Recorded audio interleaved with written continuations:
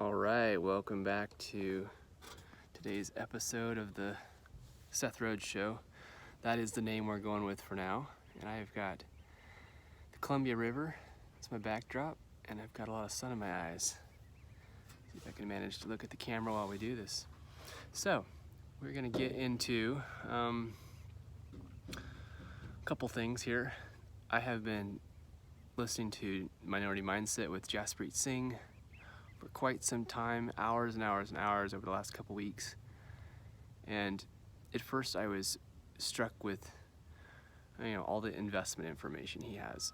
And then the more I worked the numbers, the more I thought about it. I'm actually it's not just the numbers, it's the whole concept of being an entrepreneur and how that is the only way to put enough money into even the best investment strategies to really make that much of an impact on your family's finances. So while I don't consider myself even close to a natural entrepreneur, I am dedicating my time and energy to trying to be an entrepreneur, because if I succeed at persevering, that's really what it is, I will succeed.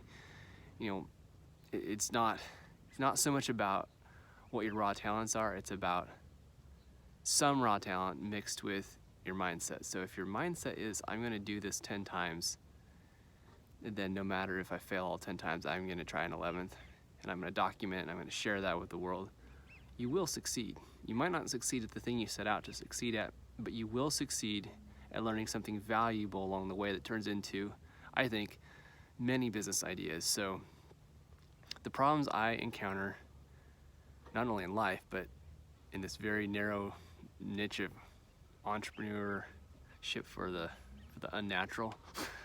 We'll come up with a better line than that, but for someone like me who doesn't consider themselves a natural, getting into business creation, business operation, business ownership, the basics of sales, all of that doesn't come easily for me. So if I can do it, not only will I prove something awesome about human willpower, I will also find many problems along the way that need solutions and answers, and that seems to be the basis of what good businesses are built around.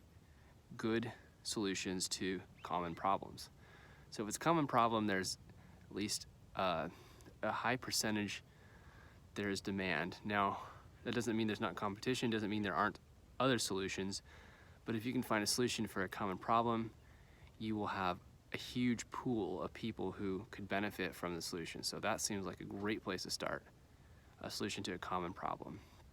One of Jaspreet's simple examples that he actually took and made into a business was, and he tells the story great, his stay dry socks, or whatever he calls them, but basically socks that don't take in water. Now, it's like a simple idea. It started as a joke for him, but it turned into an actual business, and he made some money doing it and learned even more. So I'm encouraged by that, because he encountered a real world problem for himself, extrapolated out that other people had the same issue. He took that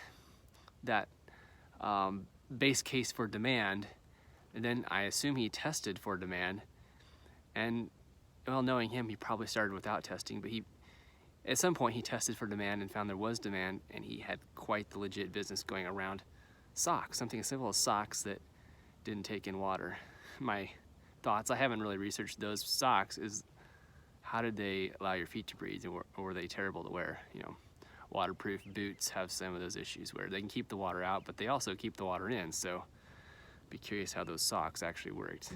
Anyhow, that's my daily inspiration, is even joke ideas, if they have demand, they're legit business ideas. There just has to be demand, or you have to be able to create demand. And I think I'd rather find a horse and try to shoe it rather than build a shoe and look for a horse. Just depends on how many horses there are, my access to the horses. But this metaphor gets really, really weird. Not super helpful. That's it, guys. Have a great day.